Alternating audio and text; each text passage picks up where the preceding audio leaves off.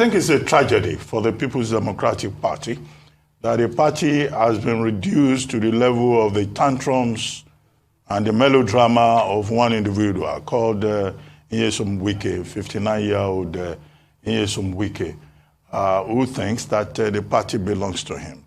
I hope that the party itself will take part of the blame, because after the 2015-2019 general elections, when everybody abandoned the party, it was Wike that stepped in there using resources. Well, I don't know where those resources came from, but he stood firm to defend the party, to keep the party alive, and to keep other members of the party at the highest level alive. And hence, he developed a sense of entitlement. And he thought, in a royalistic manner, that the top prize, the top position in the party was meant for him. But when he was disappointed, now he's gone ahead to throw tantrums. He didn't make it to the presidential, ticket of the party. He was also pushed aside in the choice of the running mate to the presidential standard bearer, well, he says we should not call him Alhaji, Atiku Abubakar. Okay, so at the end of the day, here we are. So the PDP has a Wike problem.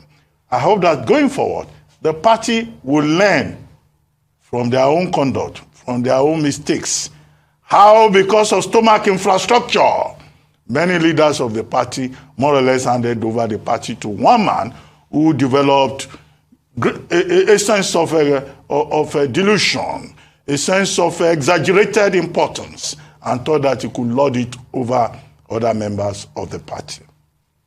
Second, now they've had a meeting yesterday. Professor Jerry Ghana, who is one of the founding fathers of the party, says we are one.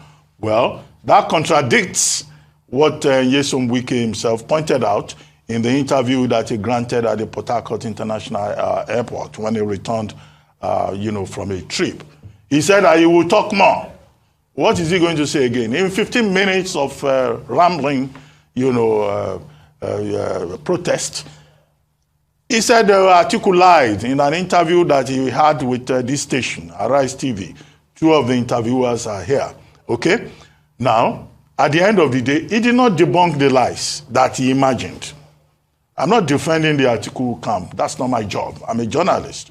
Now, what did Atiku say that he addressed concretely, other than saying Atiku lied?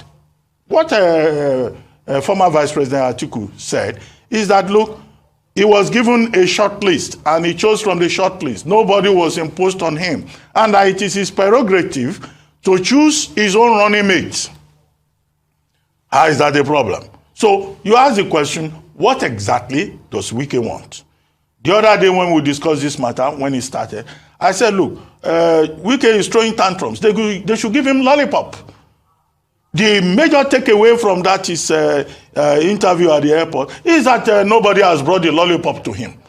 So what is that lollipop that he wants? I said, when a child is crying, you pet him, you give him sweet lollipop, let him lick it. However, the more important point that I've seen is a point made by, former governor of Jigawa State, former Minister of Foreign Affairs, Alhaji Sule Lamido, who says that, look, the party is supreme. And I hear some Wike, the governor of Rivers State, should follow the example of the likes of, former governor Peter Odili, the example of Rotimi Amechi, the example of the vice president of Nigeria today, Professor Yemi Oshibajo, and others. The Senate president, Dr. Hamad Lawan, who in failing to get the ticket have shown greater maturity. And then you have one individual in one political party just distracting everybody's attention with his own immaturity. And then in that interview, Governor Wike was trying to teach journalism. He even singled me out. Well, Governor Wike is not in a position to teach Reuben Abati journalism. He calls it investigative journalism. Because we went to do an interview, I put it to him that we asked all the right questions. And I've been in this media space. I've been writing for the Nigerian press since 1985. I don't know where Governor Wike was at that time. And I've been on television every day since the year 2000. thanks to Professor Abati Tome, President Goodluck Jonathan, and Prince Uduka Obagbena. Governor Wike does not have the capacity or the intellect to teach me, Reuben Abati, journalism. Okay? If he wants to study my body of work over the several decades behind me, he will spend more than a year just trying to figure out the amount of work that I have done. But I think it's important, you know, for him to moderate his anger and to just allow Nigerians to focus on serious issues rather than this, you know, self-promotion, this, you know, throwing of tantrums all over the place. And he should look at the example of what people are doing in other jurisdictions where they're talking about ideas. We would like to engage him at the level of ideas, not at the level of his own emotional choices.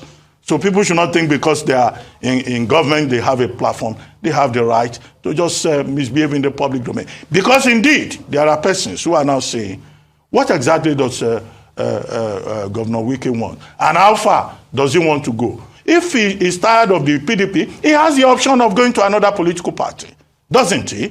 It's within his rights to do so. But he should not drag people like us who are doing a honest day job into their matter.